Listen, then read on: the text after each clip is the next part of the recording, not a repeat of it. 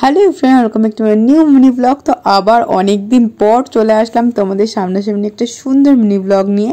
এতদিন তো একটু শর্ট মিনি ব্লগ শেয়ার করছিলাম, আজকের মিনি ব্লগটা একটুখানি বড়।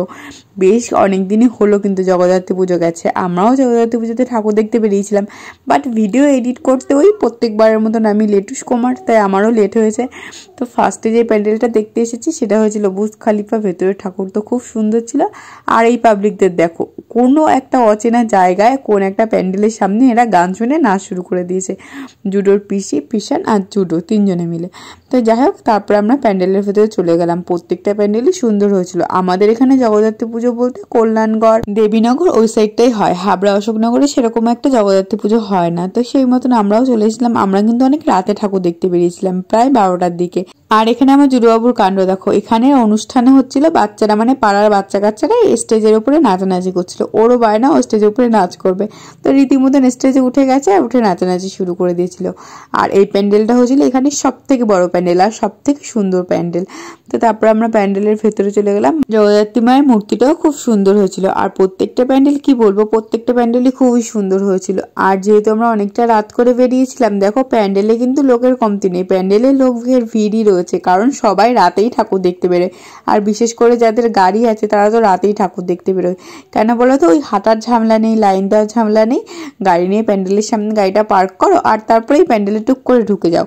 তবুও কিন্তু মনে হচ্ছে না যে অনেক রাত। সবাই দেখো প্যান্ডেলের মধ্যে কিন্তু প্রচুর ভিড়। আর এই প্যান্ডেলটাও খুব সুন্দর হয়েছিল। দেখো ঠাকুরটা পদ্ম ফুলের ওপরে বসিয়েছি, খুব সুন্দর লাগছিল। এখানে আমি কিছু একটুখানি ফটোশুট আর ভিডিও শুটও করিয়ে নিয়েছিলাম দুটোর বাবাকে দিয়ে, কিন্তু এত ভিড়, লোক সামনে থেকে চলে আসলো। আর আমার বর তো ফটো আর ভিডিও করাতে একদম যাকে বলে একদমই পারে না। তো যাই হোক, ও যেটুকু পারছিল করে দিচ্ছিল, আর আমিও একটুখানি পোজ দিচ্ছিলাম, বাট ও সেইভাবে ভিডিওটা নিতে পারিনি।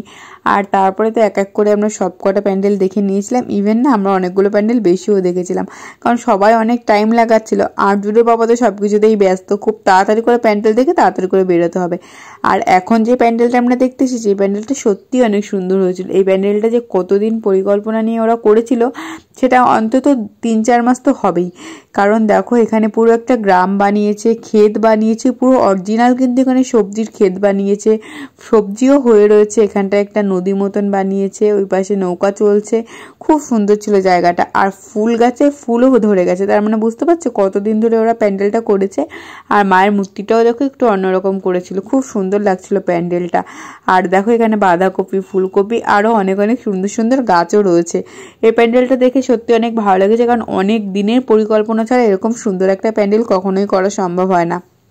আর তারপরে দেখো আমরা যে কটা প্যান্ডেল দেখেছিলাম বেশিরভাগই গাড়ির থেকে দেখে দেখে তাও চলে এসেছিলাম, কারণ প্যান্ডেলে ভেতরে ঢোকার মতন এনার্জি আর তখন ছিল না।